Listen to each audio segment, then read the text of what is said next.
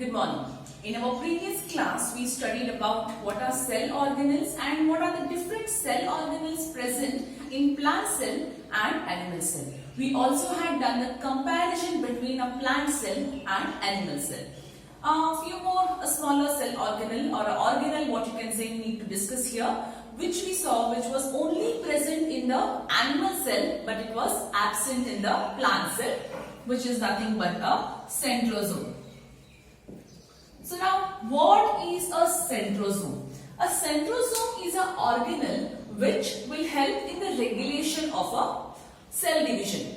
Regulation of a cell division means which will make the cell division to happen. What is cell division? We'll study that later. So centrosomes are the organelles which helps in the regulation of a cell division. What do centrosome consist of? Centrosomes consist of some cylindrical kind of a thread-like structures known as centrioles.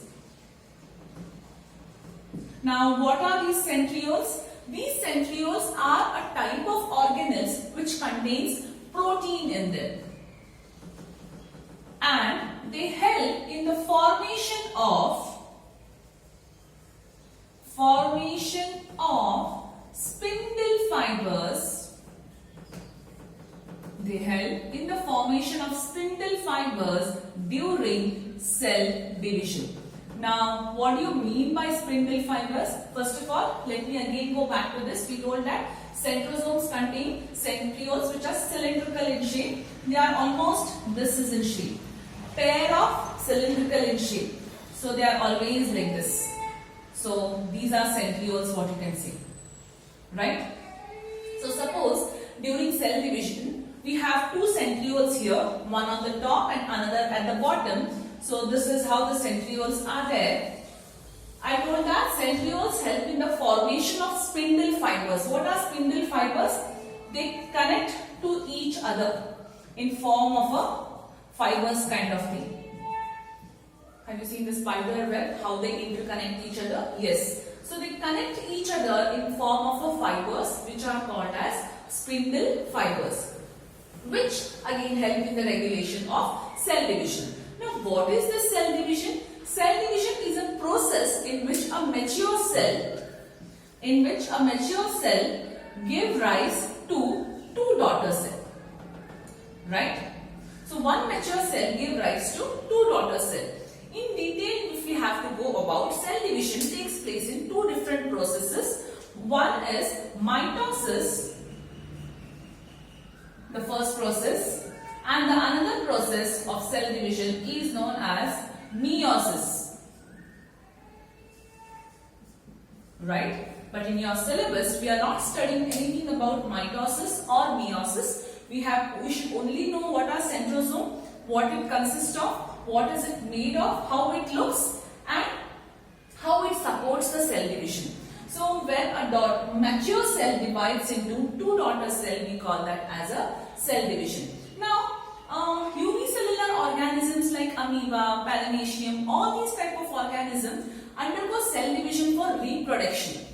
That is, they don't have a specialized organ or a thing for reproducing it. They take help of cell division only. Suppose if this is an amoeba, a unicellular organism. So when a mature amoeba divides into two, I'll just draw it here, divides into two daughter nuke or two daughter amoebae, what we can say here.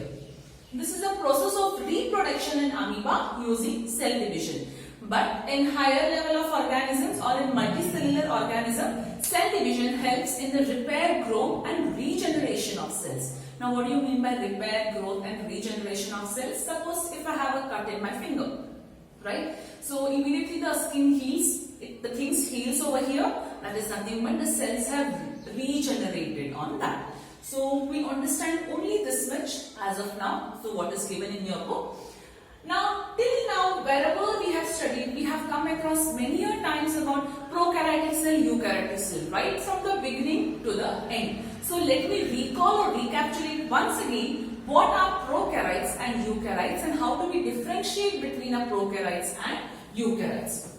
So prokaryotic cell, I will just clean this.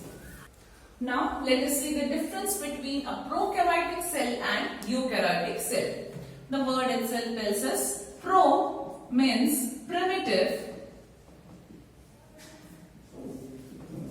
and karyon means nucleus. Okay, so in eukaryotic cell I can say U means well defined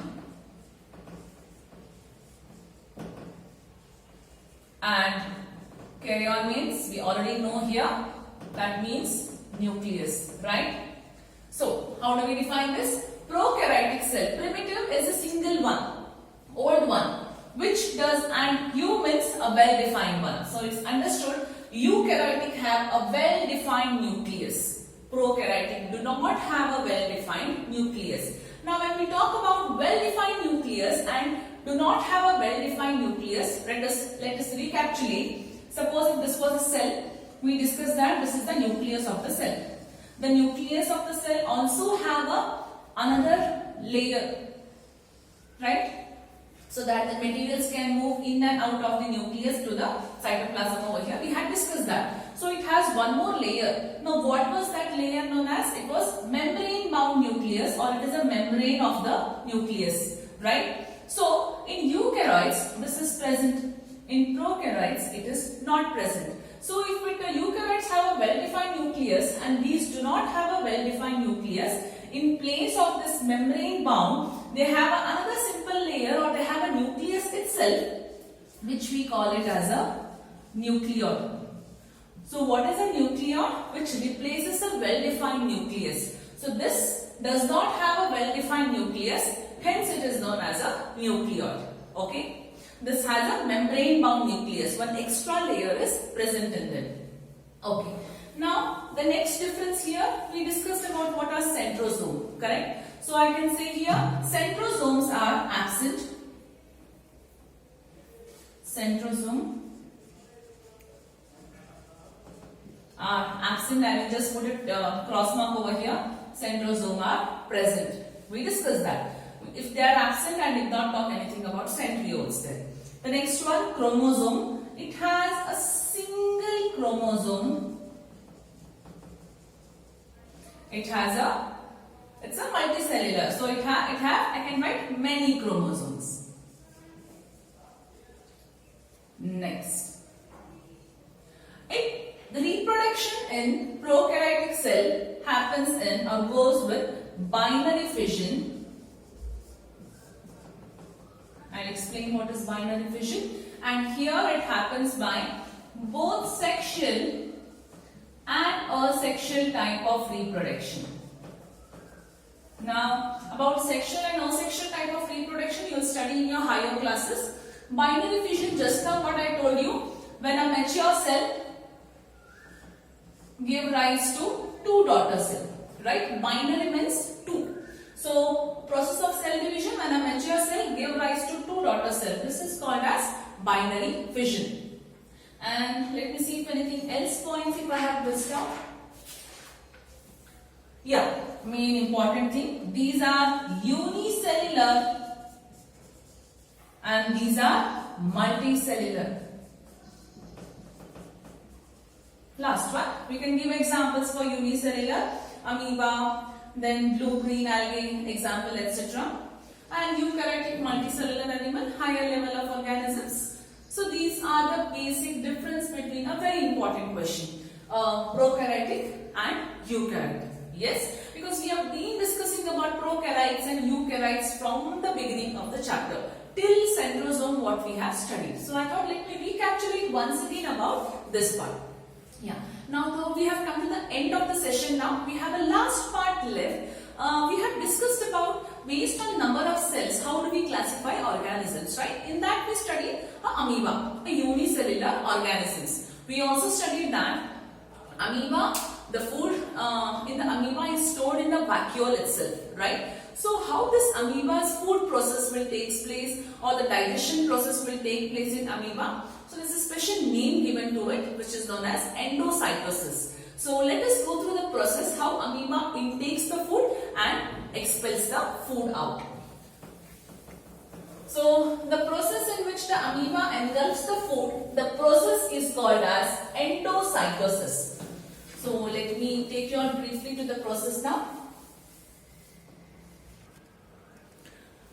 Here, this is an amoeba. Let us see how unicellular organism amoeba will obtain its food through a process known as endocytosis. Now, first part, this is an amoeba, nucleus. The second stage, amoeba's body will come in contact with the food. So, as soon as the amoeba comes in contact with the food, it will the body of the amoeba will project the finger-like projection towards the food. Can you see here? This was an amoeba. Suddenly the body changed. It made a finger-like projection. Now this finger-like projection which the amoeba has produced is known as pseudopodia. Now what do you mean by pseudo? Pseudo is nothing but false. What is podia? Podia is feet. That means amoeba is extending a kind of a false feet which it does not have actually. As soon as if this is an amoeba, this is a food. Suddenly when the food comes in contact with amoeba will extend like a finger-like structure to engulf the food. Right? Now amoeba has engulfed the food in this place. Once the food is engulfed, it is a single-celled organism. So all the processes will be taken care by this cell only. So what usually happens? So digestion of the food takes place. Once digestion takes place, the food is absorbed by the body, by the cells. Then it is assimilated. Assimilated means it is made use for different purposes whatever amoeba requires. Once this process is done, there is an undigested part which will remain, the food's undigested part. That undigested part, suddenly one particular portion of the amoeba's body will rupture, right? Any one part. And the food is thrown out of the amoeba's body. This is this very simple process how amoeba takes in the food, digests it, absorbs it, assimilates it and digests it out, right?